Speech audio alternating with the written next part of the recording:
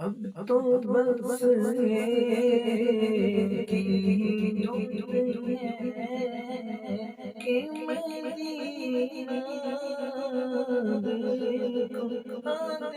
دیکھوں ورنہ اب بس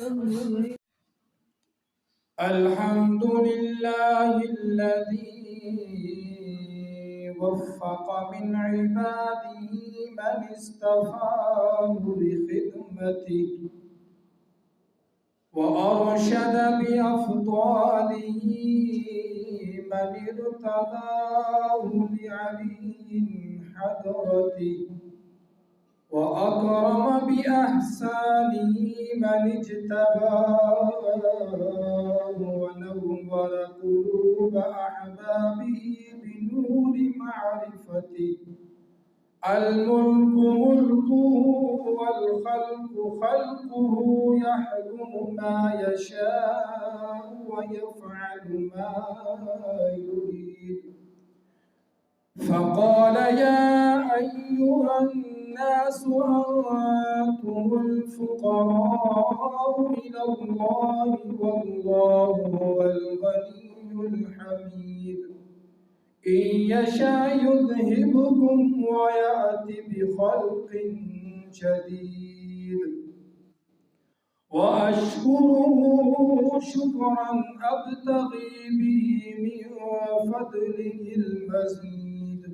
وأشهد أن لا إله إلا الله وحده لا شريك له الولي الحميد. وأشهد أن سيدنا ومولانا محمدا عبده ورسوله. اللهم صل وسلم على عبدك ورسولك محمد وعلى آله وأصحابه أولي الفضل الطارف والطريد ومن تبعهم من صالح العبيد. أما بعد فأعوذ بالله من الشيطان الرجيم. بسم الله الرحمن الرحيم. والنجم إذا هوى ما ضل صاحبكم وما غوى وما ينطق عن الهوى. صدق الله العظيم وصدق رسوله النبي الكريم. إن الله وملائكته يصلون على النبي يا أيها الذين آمنوا صلوا عليه وسلموا تسليما. الصلاة والسلام عليك يا سيدي يا رسول الله وعلى آلك وصحابك يا سيدي يا حبيب الله.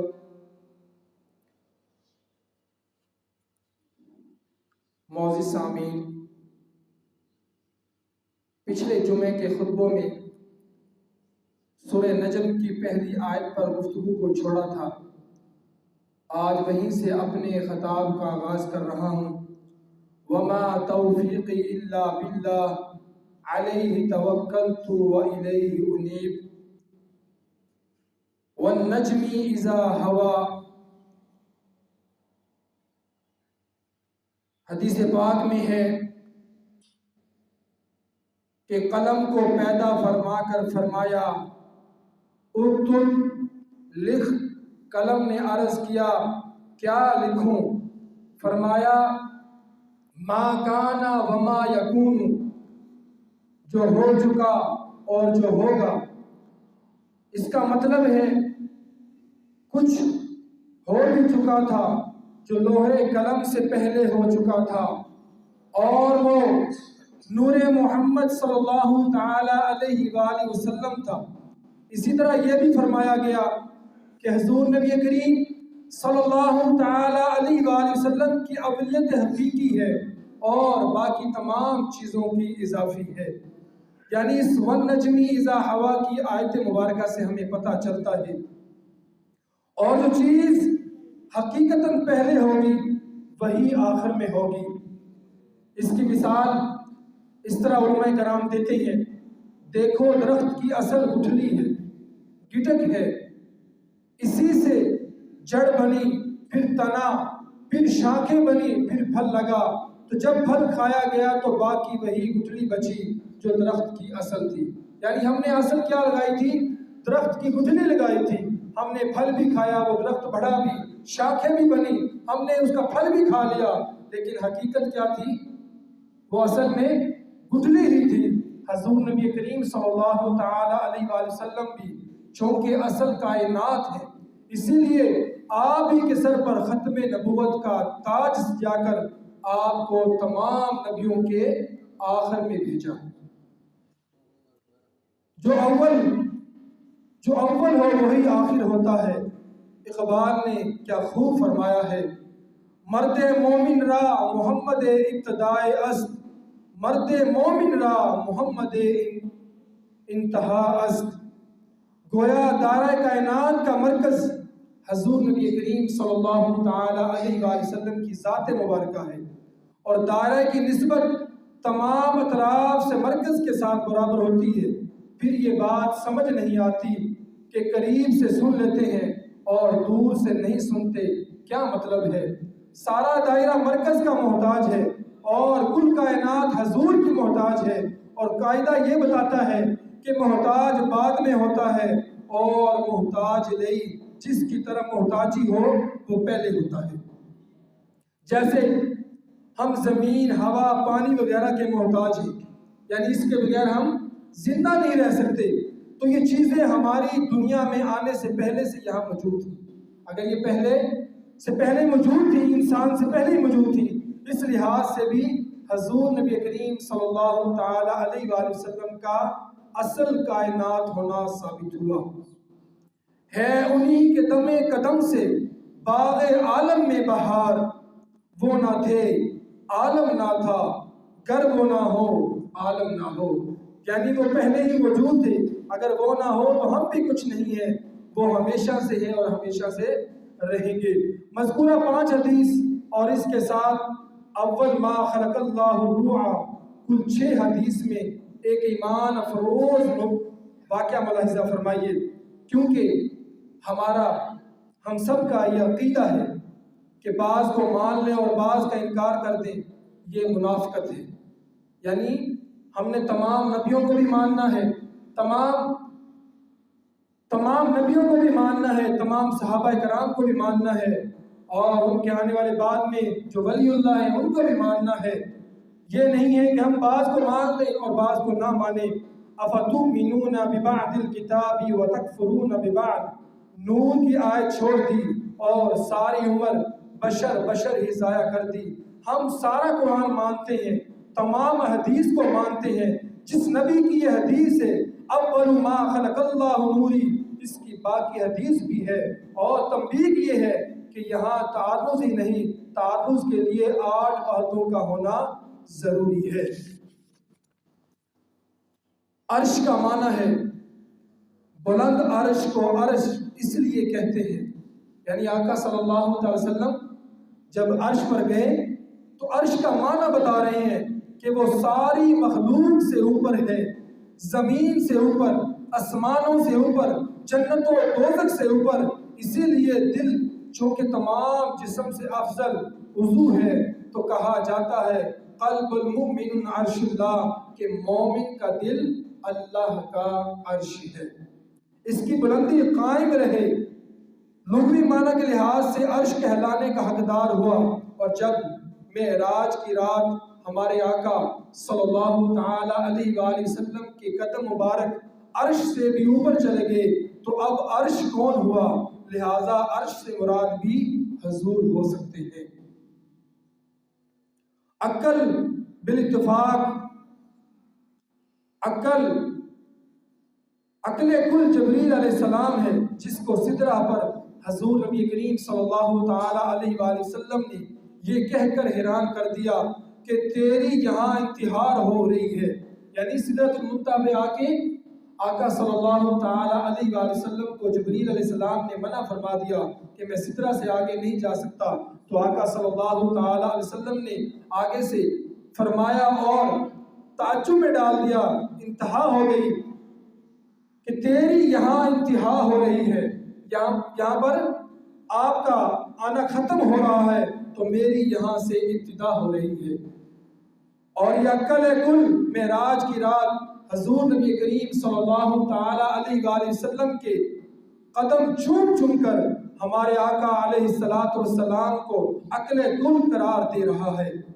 روح کائنات تو حضور ہے، جس طرح روح نکل جائے تو جسم کی موت واقع ہو جاتی ہے، حضور نبی کریم صلی اللہ تعالی علیہ وآلہ وسلم کی محبت نکل جائے تو ایمان کی موت واقع ہو جاتی ہے۔ یعنی ہمارا ایمان اس وقت مکمل ہوتا ہے کہ جب آقا صلی اللہ تعالی علیہ وسلم سے، اپنے ماں باپ سے، تمام دنیا سے، تمام مال و دولت سے زیادہ محبت کی جائے۔ ثابت ہوا جس طرح اول و آخر، ظاہر و باطن حضور نبی کریم صلی اللہ تعالی وسلم کی صفات ہو سکتی ہے، جیسا کہ اس سے پہلے بیان ہوا، اسی طرح عقل، عرش، روح کا اطلاق بھی حضور نبی کریم صلی اللہ تعالی علیہ وآلہ وسلم کی ذات پر ہو سکتا ہے۔ نگاہ عشق و مستی میں وہی اول وہی آخر، نگاہ عشق و مستی میں وہی اول وہی آخر، وہی قرآن وہی فرقان وہی یاسین وہی طٰہٰ۔ تو نجم کے معنی جو میں نے پہلے تلاوت کی ہے، وَالنَّجْمِ إِذَا هَوَىٰ، تو نجم کے معنی اول کی بات ہو رہی تھی کہ گویا فرمایا گیا النجم، اے پیارے چمکتے ستارے، قسم کھائی جا رہی ہے، اے پیارے چمکتے ستارے محمد صلی اللہ تعالی علیہ وآلہ وسلم، تجھے تیری قسم ہے کہ تو اصل کائنات ہے، تجھ سے ہی میں نے کائنات کا آغاز فرمایا۔ یہ اللہ تعالیٰ اپنے نبی کو فرما رہا ہے، اپنے پیارے حبیب صلی اللہ علیہ وسلم کو فرما رہا ہے، اور تیرے وجود پر ہی نبیوں کا سلسلہ ختم کر کے کائنات کا اختتام فرماؤں گا۔ تو نقطہ آغاز بھی ہے اور حرف آخر بھی، کائنات کا سفر تیری ذات سے ہی شروع فرمایا اور تیرے وجود پر ہی اسی سفر کی انتہا ہو گئی، کیونکہ دائرہ بناؤ تو جہاں سے ابتدا کرو گے وہیں آ کر اختتام بھی ہوگا۔ یعنی جب ہم زمین پر اگر گول دائرہ بنائیں، جہاں سے ہم نے دائرہ کو شروع کیا، اور اگر جب ہم ختم کرتے ہیں تو وہیں پر آ کے ختم ہوتا ہے۔ اس مثال کو جو یہی سمجھ لیں کہ آقا صلی اللہ تعالی علیہ وآلہ وسلم کو شروع بھی کیا اور اختتام بھی وہیں پر ہی کیا۔ تو قسم ہے ذات مصطفیٰ کی جو کائنات کی ابتدا بھی ہے اور انتہا بھی ہے، اور کائنات ساری کی ساری اسی ذات پاک ہی کے لیے سجائی گئی ہے۔ سجی ہے محفل کونین مصطفیٰ کے لیے، سجی ہے محفل کونین مصطفیٰ کے لیے، بنے ہیں دونوں جہاں شاہ انبیاء کے لیے۔ اب نجم کا ایک معنی تو میں نے آپ لوگوں کو بیان کر دیا، نجم کا دوسرا معنی طلوع ہونا، اور طلوع کے 3 درجے ہیں۔ نمبر 1 طلوع فجر، زرد ٹکیا اور اشراق و معراج کی بھی 3 درجے ہیں، مسجد حرام سے مسجد اقصیٰ تک، وہاں سے سدرہ تک، اور سدرہ سے لامکاں تک، پھر ذات محمدی میں بھی 3 درجے رکھے گئے۔ نمبر 1 بشریت، اس کی معراج مسجد اقصیٰ میں ہوئی، آقا صلی اللہ علیہ وسلم کے بھی 3 درجے رکھے گئے۔ بشریت، اس کی معراج مسجد اقصیٰ میں ہوئی، جہاں عالم بشریت کے آقا و انبیاء کرام کی امامت فرمائی۔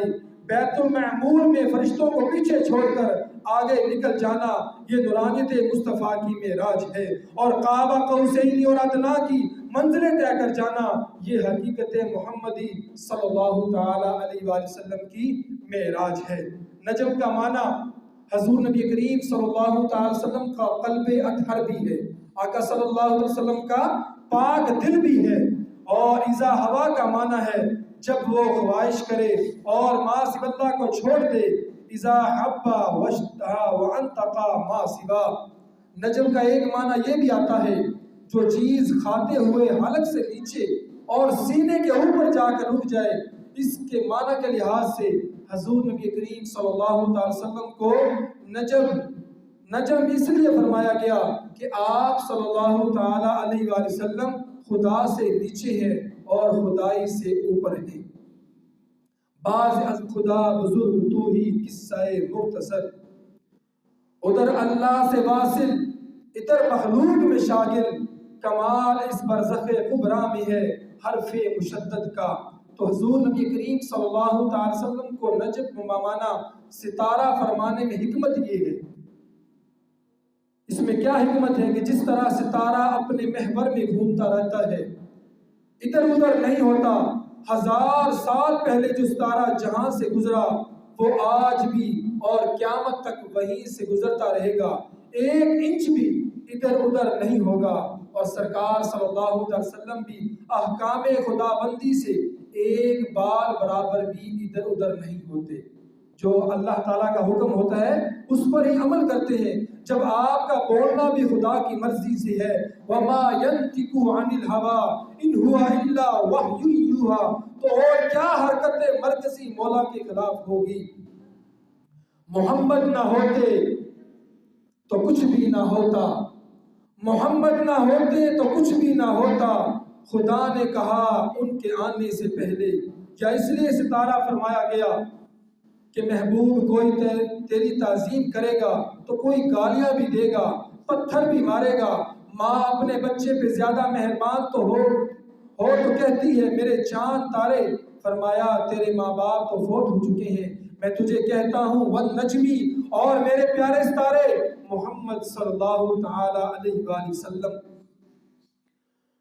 نبی کے نور سے گھر گھر ہوا اجالا ہے، نبی کے نور سے گھر گھر اجالا ہوا ہے، انہی کی شان کا قرآن میں حوالہ ہے۔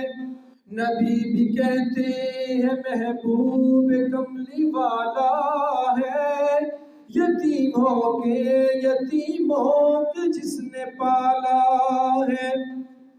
معراج کا ذکر قرآن مجید میں 2 جگہ فرمایا، اور دونوں جگہ قسمیہ انداز سے، کیونکہ والنجمی میں تو واو قسمیہ ہے، اور سبحان الذی بھی ایک لحاظ سے قسم ہی ہے کہ اللہ تعالیٰ نے اپنے ذکر سے آغاز فرما رہا ہے، اور دونوں جگہ نہ اپنا نام لیا نہ حضور نبی کریم صلی اللہ علیہ وسلم کا نام لیا، کیونکہ جہاں بات محبت کی ہو رہی ہو وہاں نام لینے کی ضرورت نہیں ہوتی، صرف تعریف و توصیف ہی میں بات کی جاتی ہے۔ یہ احتیاط تمنا، یہ احترام جنوں کہ تیرا ذکر کروں اور تیرا نام نہ لوں۔ رفتار جتنی بھی تیز ہو مشاہدہ اتنا ہی کمزور ہوتا ہے، مگر معراج میں حضور نبی کریم صلی اللہ تعالی علیہ وآلہ وسلم کی سواری کی رفتار دیکھیے اور پھر مشاہدہ کا عالم دیکھیے کہ موسیٰ علیہ السلام کو اندھیری رات میں قبر میں کھڑے ہو کر صلاۃ پڑھتے ہوئے دیکھ لیا۔ سرکار کی سیرت سے جلا جیست نے پائی، سرکار کی یادوں سے منور ہوئے سینے، اخلاق پیغمبر نے یہ توفیق عطا کی، طے کرتے گئے لوگ مدارات کے زینے۔ موسیٰ علیہ السلام کا قبر میں کھڑے ہو کر نماز پڑھنا، اگر صلاۃ سے نماز مراد ہو تو بات بڑی عجیب ہے کہ صحابہ کرام نے حضور نبی کریم صلی اللہ تعالی علیہ وآلہ وسلم کی زندگی کے آخری دنوں میں چند دن دیدار نہ کیا، اور ایک دن جب آپ علیہ السلام نے حجرے کا پردہ اٹھایا تو ان سچے عاشقان رسول صلی اللہ تعالی علیہ وآلہ وسلم کو نمازیں بھول گئی اور سب کے سب دیدار رسول میں مشغول ہو گئے، اور فرماتے ہیں کہ حضور نبی کریم صلی اللہ تعالی علیہ وآلہ وسلم کا چہرہ ایسے دیکھا جیسے کھلا قرآن ہوتا ہے۔ اور امام کا حال بھی سن لیجئے، اور امام بھی افضل بشر بعد الانبیاء حضرت ابوبکر صدیق ہے، وہ بھی مصلی چھوڑ کر پیچھے ہٹنے لگے تو حضور نبی کریم صلی اللہ تعالی علیہ وآلہ وسلم نے پردہ گرایا اور نماز پوری کرنے کا حکم فرمایا۔ یہ تو وہ تھے جو ہر وقت سرکار کو دیکھتے تھے، پھر یہ حالت ہو گئی۔ موسیٰ علیہ السلام نے تو ابھی دیکھا نہیں صرف شہرت ہی سنی ہے، ان کو تو زیادہ اشتیاق ہونا چاہیے۔ پھر حضور نبی کریم صلی اللہ علیہ وسلم قیامت پہ نماز وہ بھی فرض نہیں، صرف لذت و روحانی کے لیے، کیا یہ لذت دیدار مصطفیٰ صلی اللہ علیہ وسلم میں نہ تھی؟ اور پھر یہی موسیٰ علیہ السلام ہے جو 45 نمازوں کو معاف کروانے کا وسیلہ بنے۔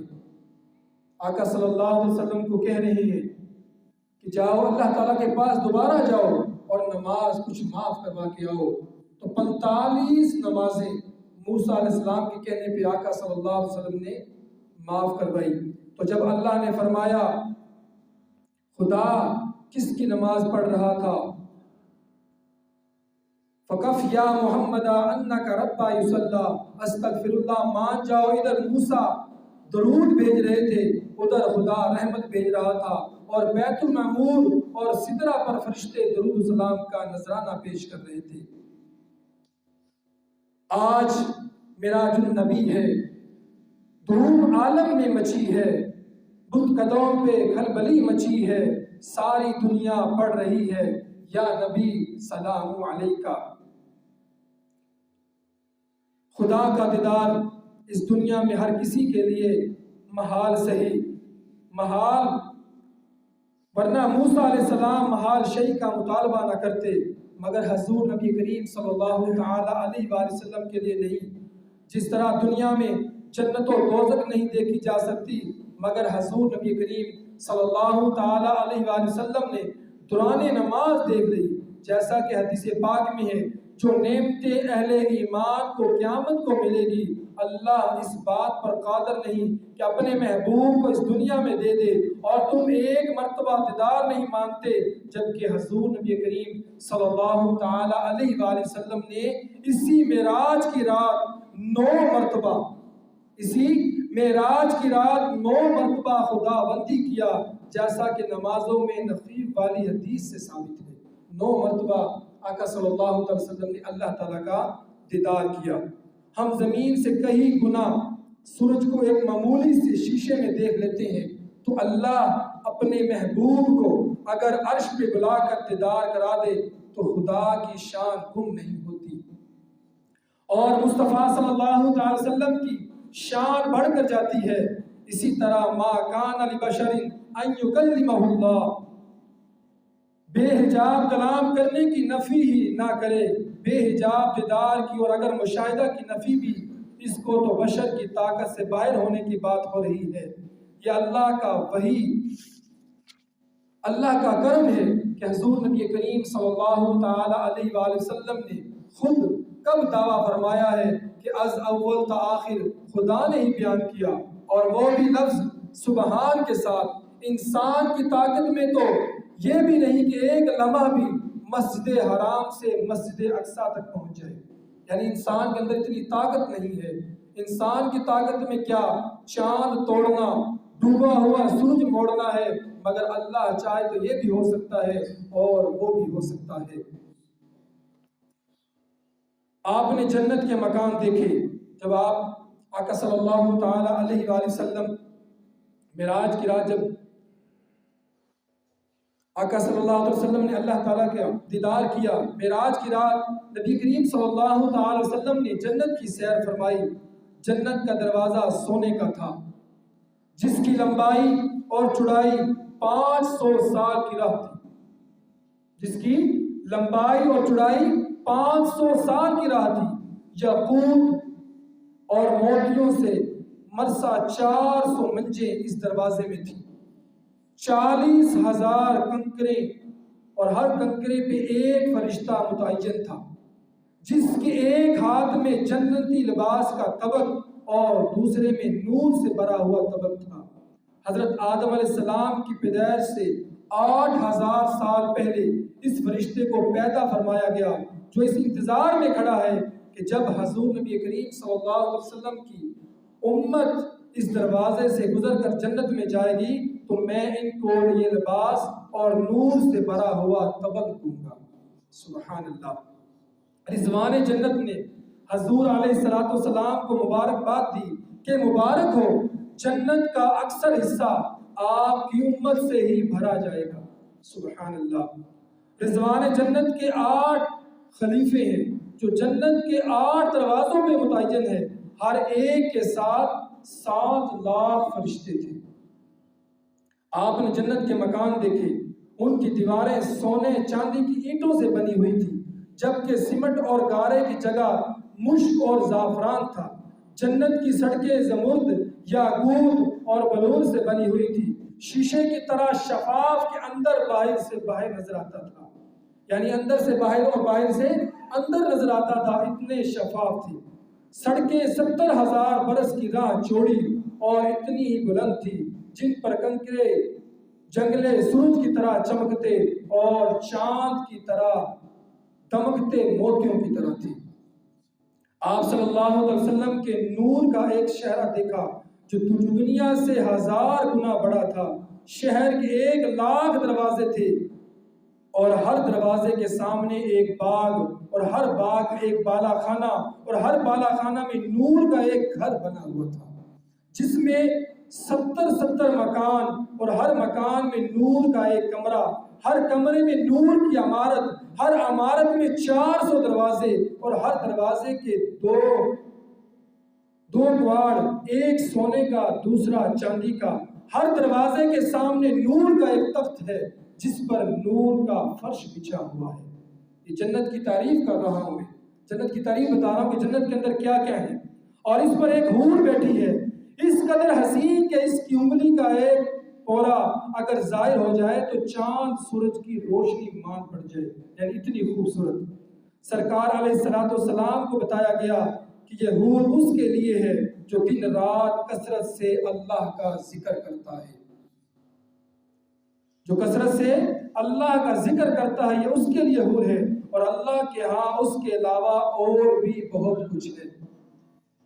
آپ نے فرمایا جنت کے ہر مکان کے 70,000 حجرے تھے، اور ہر حجرے میں سونے، یاقوت اور موتیوں کے تخت بچھے ہیں، عمدہ ریشمی کپڑے کے سائبان تنے ہیں، ایک ایک تخت پر 70,000 ریشمی فرش بچھے ہیں، جن پر ایک نہایت خوبصورت حور جنتی جوڑا پہنے، خوشبو لگائے، جواہرات سے جڑا ہوا تاج سر پر سجائے نہایت مسرور ہو کر بیٹھی ہیں، اور ہر حور کی 40,000 خوشبودار زلفیں ہیں، 70,000 زیورات سے آراستہ ہو کر زیوروں کی چھن چھن سے 70,000 خوبصورت آوازیں سنائی دیتی ہیں، اور خیموں میں بیٹھی حوریں یہ ترانہ گا رہی تھی۔ کیا ترانہ تھا؟ سنیے گا ذرا۔ ہم نعمتوں میں ہیں کبھی مفلس نہ ہوں گی، ہم فرحت میں ہیں کبھی غمگین نہ ہوں گی، ہم لباس میں ہیں کبھی ننگی نہ ہوں گی، ہم جوان ہیں کبھی بوڑھی نہ ہوں گی، ہم خوش ہیں کبھی ناراض نہ ہوں گی، ہم ہمیشہ زندہ رہنے والی ہیں کبھی نہ مریں گی۔ مبارک ہو اس شخص کو جو ہمارے لیے ہے اور ہم اس کے لیے ہیں۔ قرآن مجید میں حوران بہشتی کی مختلف مقامات پہ تعریف فرمائی گئی۔ سورہ رحمان میں فرمایا گیا حور مقصورات فی الخیام، حوریں خیموں میں مقیم ہوں گی، لم یطمثہن انس قبلہم ولا جان، ان کو کسی مرد نے اس سے پہلے نہ چھوا ہوگا، فیہن قاصرات الطرف، نیچی نگاہوں والی، کانہن الیاقوت والمرجان، گویا کہ یاقوت و مرجان ہے۔ سورہ صافات میں ہے عینہن کہنہن بیت مکنون، موٹی آنکھوں والی گویا محفوظ انڈے ہیں۔ آپ صلی اللہ تعالی علیہ وآلہ وسلم نے ایک قبا بھی ملاحظہ فرمایا جو سفید موتی کی طرح چمک رہا تھا، جس کا دروازہ اور تالا سونے کا تھا، اور وہ اتنا بڑا قبا تھا کہ اگر تمام جن اور انسان بھی اس پر جمع ہو جائیں تو پہاڑ کی چوٹی پر ایک پرندے کی طرح دکھائی دے، یعنی اتنا بڑا تھا۔ آپ اس کو دیکھ کر واپس جانے لگے تو کسی نے کہا اس کے اندر کیوں نہیں جاتے؟ آپ نے فرمایا اس کو تالا لگا ہوا ہے، چابی کہاں ہے؟ عرض کیا گیا بسم اللہ شریف اس کی چابی ہے۔ سبحان اللہ۔ آپ صلی اللہ علیہ وسلم نے بسم اللہ پڑھی تاکہ کھل گیا، تالا کھل گیا، اس میں ایک نہر صاف ستھرے پانی کی لفظ اللہ کی ہاتھ سے نکل رہی تھی، دوسری نہر شراب طہور کی جو پینے والوں کی لذت بخش رحمان کی میم سے جاری تھی، خالص شہد کی ایک نہر رحیم کی میم سے نکل رہی تھی۔ حکم ہوا کہ جو آپ کا امتی ان ناموں سے مجھے یاد کرے گا میں ان کو ان نہروں سے پلاؤں گا۔ پہلا نام کیا تھا؟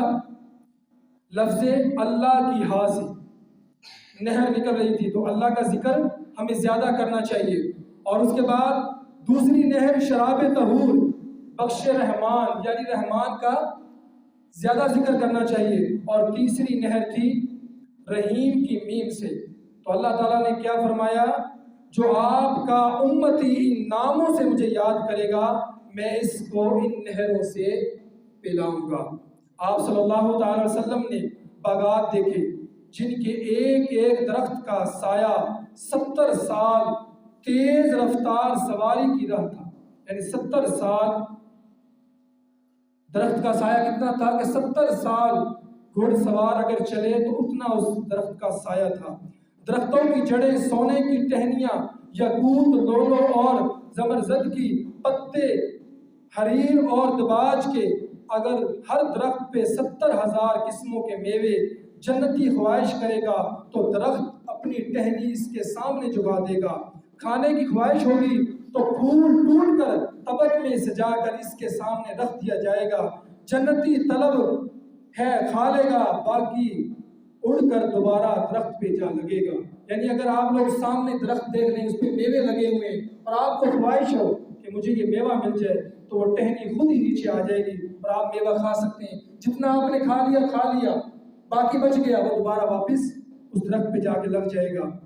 ان درختوں پہ خوبصورت پرندے ہزاروں قسم کی خوبصورت آوازوں سے چہچہا رہے تھے۔ جنتی سوال کرے گا، اے پرندے تیری آواز زیادہ پیاری ہے یا شکل؟ تو پرندہ کہے گا میرا گوشت ان دونوں سے زیادہ لذیذ ہے۔ اتنے میں کسی پرندے کا گوشت بھون کر سامنے آ جائے گا۔ جنتی کو طلب ہوگی، کھا لے گا، باقی جو بچ گیا وہ پھر صحیح سلامت پرندہ بن کر اڑ کر درخت پر بیٹھ جائے گا۔ سبحان اللہ، یہ ہے آقا صلی اللہ علیہ وسلم کی امتیوں کے لیے۔ اللہ تعالیٰ نے فرمایا اے پیارے اب خوش ہو، یہ ساری نعمتیں میں نے تیرے غلاموں کے لیے حلال اور تیرے دشمنوں پر حرام کر رکھی ہے۔ آپ صلی اللہ علیہ وسلم نے فرمایا دوزخ کا دروازہ باب الامان میری انگلی کے اشارے سے کھل گیا۔ یعنی جنت کی تعریف تو سن لی، اب دوزخ کی ذرا تعریف سن لیجئے۔ جو کہ کافور کا بنا ہوا تھا اور اس کی چوڑائی عرش سے فرش تک کی مسافت تھی۔ اس کا نام باب الامان اس لیے ہے کہ زمین و آسمان کی ساری مخلوق نے اللہ کی بارگاہ میں دوزخ سے پناہ مانگی تو ان کو امان دینے کے لیے یہ دروازہ بنایا گیا۔ آپ صلی اللہ علیہ وسلم نے دروازے پر ایک ہیبت ناک اور باروق فرشتہ دیکھا جس کے ماتحت سخت مزاج انیس فرشتے تھے جن کے ہاتھوں میں آگ کے غرض تھے اور نتنوں سے آگ کے شعلے نکل رہے تھے۔ آپ نے اس کو سلام کیا، اس نے آپ کی تعظیم کی، جواب دیا اور ساتھ یہ خوشخبری سنائی کہ جو کوئی آپ کی تباہ کرے گا اس پر دوزخ حرام ہے اور آپ کے نافرمانوں کے لیے دوزخ بھڑک رہی ہے۔ آپ کو بتایا گیا جب وہ دوزخ بنائی گئی تھی تو اس کا رنگ سرخ تھا، پھر 1000 سال اس کو جلایا گیا تو اس کا رنگ سیاہ ہو گیا جیسا کہ آپ اب دیکھ رہے ہیں۔ اس میں آپ صلی اللہ علیہ وسلم نے دوزخ کے 7 طبقوں میں مختلف قسم کا عذاب دیکھا۔ آپ نے بدصورت اور سخت دل فرشتوں کو دیکھا جو اتنے زیادہ تھے کہ ان کی گنتی خدا ہی جانے۔ ہر ایک کے ہاتھ میں لوہے کی کینچی، 2 کنویں دیکھے، ایک کا نام حب الحزن غم کا کنواں، دوسرے کا نام طیبۃ الحنبال زہریلے کیچڑ کا کنواں۔ ان میں لوگوں کو ڈالا جا رہا ہے، لوگ آہ بکا کرتے ہیں مگر کوئی سنتا ہی نہیں۔ آپ صلی اللہ علیہ وسلم نے کچھ صندوق دیکھے جن کو تالے لگے ہوئے تھے اور ان میں سانپ اور بچھو تھے اور ساتھ ان لوگوں کو اس میں بند کیا گیا تھا جو دنیا میں تکبر اور سرکشی کرتے تھے۔ آپ صلی اللہ علیہ وسلم نے وہاں آگ کے جنگل بھی دیکھے جن میں آگ ہی کے درخت تھے جو آگ برسا رہے تھے آگ کی چیخیاں ملاحظہ فرمائیے جن میں دوزیوں کو پیسا جا رہا تھا۔ شب معراج صلی اللہ علیہ وسلم کا گزر ایک ایسی قوم پر ہوا جس کے سر پتھروں سے پھوڑے جاتے ہیں اور سر پھوڑے جانے کے بعد پھر اپنی اصلی حالت پر آ جاتے ہیں، اور یہ سلسلہ ذرا بند نہیں ہوتا۔ حضور نبی کریم صلی اللہ تعالی علیہ وآلہ وسلم نے فرمایا یہ کون ہے جن کو ایسی سزا مل رہی ہے؟ جبریل نے عرض کی یہ وہ لوگ ہیں جو نماز سے غفلت کرتے تھے، جو نماز سے غفلت کرتے تھے، ان کو قیامت والے دن ایسی سزا ملنی ہے۔ ایک اور قوم پر آپ صلی اللہ تعالی وسلم کا گزر ہوا جس کی شرمگاہ پر آگے پیچھے چیتڑے لپٹے ہوئے تھے اور وہ حیوانوں کی طرح کانٹے دار زقوم اور جہنم کے پتھر کھا رہے تھے۔ آپ صلی اللہ علیہ وسلم نے فرمایا یہ کون لوگ ہیں؟ جبریل نے عرض کیا یہ وہ لوگ ہیں جو اپنے اموال کی زکوٰۃ نہیں نکالتے تھے، یعنی ان کے پاس اتنا مال ہو جاتا تھا لیکن اس مال کی زکوٰۃ نہیں نکالتے تھے، یہ وہ لوگ ہیں۔ ایک اور قوم پر آپ صلی اللہ علیہ وسلم کا گزر ہوا جس کے سامنے ایک ہنڈیا میں پکا ہوا گوشت رکھا ہے اور ایک ہنڈیا میں کچا سڑا ہوا گوشت رکھا ہے، اور وہ سڑا ہوا خبیث گوشت کھاتے ہیں مگر پکا ہوا نفیس گوشت نہیں کھاتے۔ آپ نے فرمایا یہ کون لوگ ہیں؟ جبریل نے عرض کیا یہ وہ مرد ہے جن کے پاس حلال بیوی ہو اور وہ بدکار عورت کے پاس رات گزارے، اور وہ عورتیں ہیں جو اپنے حلال شوہر کو چھوڑ کر بدکار مرد کے پاس رات گزارے، یہ ان کے لیے سزا ہے۔ ایک اور قوم پر حضور نبی کریم صلی اللہ علیہ وسلم کا گزر ہوا جو خوان نہر میں تیرتی ہیں اور پتھر کھاتی تھی۔ حضور نبی کریم صلی اللہ علیہ وسلم نے فرمایا یہ کون لوگ ہیں؟ جبریل نے عرض کیا یہ سود خور ہیں، جو سود کھاتے تھے، یہ وہ لوگ ہیں۔ حضور نبی کریم صلی اللہ تعالی علیہ وآلہ وسلم نے سود خواروں کو اس حال میں بھی دیکھا کہ پیٹ کوٹڑیوں جیسے ہیں جن میں سانپ دکھائی دیتے ہیں، اور جب ان میں سے کوئی اٹھتا ہے تو فوراً گر پڑتا ہے۔ حضور نبی کریم صلی اللہ علیہ وسلم کا ایک اور قوم پر گزر ہوا جن کی زبانیں اور ہونٹ لوہے کی کینچیوں سے کاٹے جاتے تھے۔ آپ نے فرمایا یہ کون لوگ ہیں؟ جبریل نے عرض کیا یہ فتنہ پرور لوگ ہیں جو لوگوں کو نصیحت کرتے ہیں اور خود اس پر عمل نہیں کرتے۔ اور ایک اور قوم پر حضور نبی کریم صلی اللہ تعالی علیہ وسلم کا گزر ہوا جس کے تانبے کے ناخن تھے جن سے وہ اپنے چہروں اور سینوں کو زخمی کر رہے تھے۔ آپ صلی اللہ تعالی علیہ وآلہ وسلم نے فرمایا یہ کون لوگ ہیں؟ جبریل نے عرض کیا یہ چغل خور ہیں جو لوگوں کا گوشت کھاتے اور ان کی عزت کے درپے ہوتے تھے۔ چغل خوروں کو حضور نبی کریم صلی اللہ علیہ وسلم نے اس حال میں بھی دیکھا کہ ان کے پہلوؤں کا گوشت کاٹا جاتا ہے اور وہ اس کو کھاتے ہیں، اور ان کو کہا جاتا ہے کہ کھاؤ جیسے تم اپنے بھائی کا گوشت کھاتے تھے۔ آپ صلی اللہ علیہ وسلم نے فرمایا یہ کون لوگ ہیں؟ جبریل نے عرض کیا یہ لوگوں کی غیبت کرنے والے چغل خور لوگ ہیں جو ان کو سزا مل رہی ہے۔ ایک شخص پر آپ صلی اللہ علیہ وسلم کا گزر ہوا جس نے لکڑیوں کا ایک بڑا گٹھا جمع کر رکھا ہے جسے وہ اٹھا نہیں سکتا، اس کے باوجود اس میں اور لا لا کر رکھتا ہے۔ حضور نبی کریم صلی اللہ علیہ وسلم نے فرمایا یہ کون ہے؟ جبریل نے عرض کیا کہ آپ کی امت میں سے یہ وہ شخص ہے جس کے پاس لوگوں کی اتنی امانتیں ہیں جن کو ادا نہیں کر سکتا، لیکن اس کے باوجود اور اکٹھی کرنا جانتا ہے۔ ایک پتھر پر حضور نبی کریم صلی اللہ علیہ وسلم کا گزر ہوا جس کی ایک بیل نکلتا ہے اور پھر اس پتھر میں داخل ہونا چاہتا ہے لیکن داخل نہیں ہو سکتا۔ حضور نبی کریم صلی اللہ علیہ وسلم نے فرمایا یہ کیا ہے؟ جبریل نے عرض کیا یہ اس شخص کا حال ہے جو منہ سے ایسی بات نکالتا ہے جس پر اسے ندامت ہوتی ہے لیکن پھر بھی اسے واپس نہیں لٹا سکتا۔ ندامت تو ہوتی ہے لیکن پھر بھی ہٹتا نہیں ہے، بات کر دیتا ہے۔ ایک قوم کو حضور نبی کریم صلی اللہ تعالی علیہ وآلہ وسلم نے دیکھا جن کے چہرے اونٹ کی طرح ہیں اور وہ لوگ آگ کے انگار سے منہ ڈالتے ہیں جو ان کے پیچھے سے نکلتے ہیں۔ حضور نبی کریم صلی اللہ علیہ وسلم نے فرمایا یہ کون ہے؟ جبریل نے عرض کیا یہ یتیموں کا مال کھانے والے لوگ ہیں۔ حضور نبی کریم صلی اللہ علیہ وسلم نے ریاکار کو کنویں سے خالی ڈول نکالتے دیکھا۔ حضور نبی کریم صلی اللہ علیہ وسلم نے دیکھا کہ ایک دسترخوان پر پاکیزہ گوشت ہے اور ایک دسترخوان پر بدبودار گوشت ہے اور کئی لوگ پاکیزہ گوشت چھوڑ کر بدبودار گوشت کھا رہے ہیں۔ حضور نبی کریم صلی اللہ علیہ وسلم نے فرمایا یہ کون ہے؟ جبریل نے عرض کیا یہ وہ لوگ ہیں جو حلال چھوڑتے اور حرام کھاتے ہیں۔ عورتوں کے گروہ کو حضور نبی کریم صلی اللہ علیہ وسلم نے دیکھا کہ وہ چھاتیوں سے لٹکی ہوئی ہیں۔ حضور نبی کریم صلی اللہ علیہ وسلم نے فرمایا یہ کون ہے؟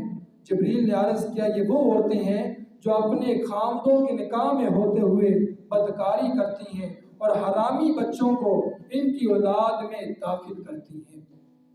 عورتوں کا ایک گروہ حضور نبی کریم صلی اللہ علیہ وسلم نے دیکھا کہ سر کے بالوں سے لٹکی ہوئی ہیں اور ان کے نیچے آگ سے لگ رہی ہے جو ان کا بدن کھائی جاتی ہے۔ حضور نبی کریم صلی اللہ علیہ وسلم نے فرمایا یہ کون ہے؟